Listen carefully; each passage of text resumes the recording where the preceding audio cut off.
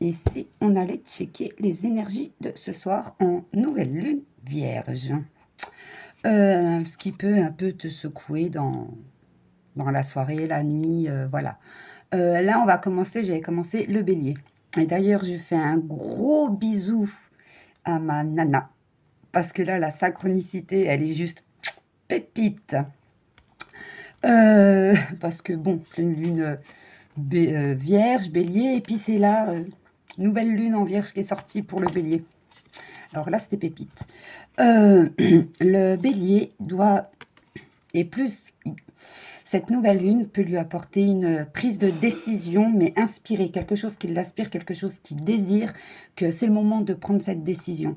On peut parler de vie commune, donc quelque chose qui peut bouger, de se structurer. On peut parler de ça approximatif. Je vais les mettre comme ça, les cartes, parce que sinon, moi, je vais me perdre. Touk, touk, touk. Lion. Parlez moins, ressentez plus. Ok. Et ensuite, nouvelle rencontre proche. Alors là, c'est arrête de parler. Faut que toi, le lion, même si tu as un certain charisme, arrête de parler et ressens les choses. Arrête de mettre des mots sur ce que tu ressens, ça ne sert à rien du tout. Et il se pourrait même qu'il y ait une nouvelle rencontre qui est proche, qui peut te le faire ressentir justement. Que parfois, les choses n'ont pas besoin de mettre des mots. Les émotions n'ont pas besoin de... Quoi, non, pas des émotions. Oui, on peut parler d'émotions aussi pour le lion. On n'a pas besoin de mettre toujours des mots. Il faut ressentir quelque chose de... Voilà, zen. C'est si tu sens le coche, tant mieux. Si tu le sens pas, tant pis. Mais la personne que tu peux potentiellement rencontrer sous 3 jours peut te mettre dans cette dynamique. Sagittaire.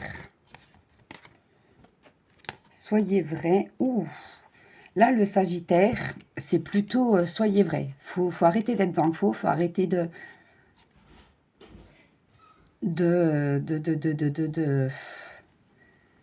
faire semblant de ceci, cela. Et on peut parler aussi d'une personne qui est divorcée pour le Sagittaire. Donc, ça se trouve, c'est toi qui es divorcé ou ça se trouve, c'est la personne qui est en face de toi.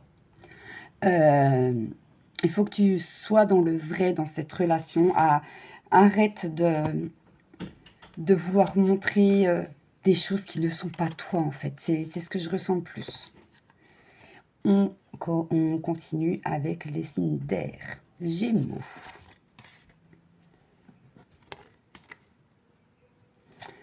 Gémeaux, là, c'est plutôt, il faut pratiquer la gratitude. Remercie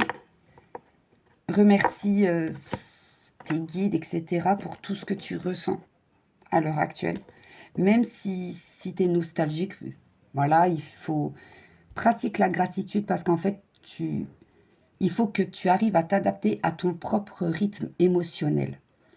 Donc, par exemple, si tu ressens un peu de nostalgie ou de tristesse, dis-toi que c'est passager, que l'émotion, elle est là, que tu la serres fort dans tes bras, mais que voilà, c'est ton rythme émotionnel. À ce moment-là, ça ne sert à rien de vouloir mettre la charrue avant les bœufs, par exemple. Tac, tac et tac. Balance. La balance, il faut vraiment prendre conscience que tu es un être qui est aimé. C'est pas parce que tu ne t'aimes pas que les gens ne t'aiment pas, que les gens peuvent te rejeter, t'abandonner, etc. Il faut vraiment s'enlever de cette idée noire, en fait. Parce qu'il y a une grosse surprise qui t'attend à l'approche de la nouvelle lune. Donc ça peut être soit ce soir, peut-être que ce soir, quelqu'un va te montrer que la personne t'aime, ou bien ça sera à l'approche de la nouvelle lune du mois prochain. C'est l'un des deux, mais tu pourrais être très, très, très, très, très surprise de ce qui peut se produire, la balance. Et on termine en signe d'air avec les Verseaux. Alors, si toi qui es Verseau, tu te poses des questions sur une relation avec un homme ou une femme qui est brune, si tu te poses des questions, on vous dit fonce, foncez, c'est le moment de prendre la décision, c'est ça passe ou ça casse. Là, il ne faut plus jouer sur deux tableaux, deux salles, deux ambiances. Tu vois ce que je veux dire, j'espère.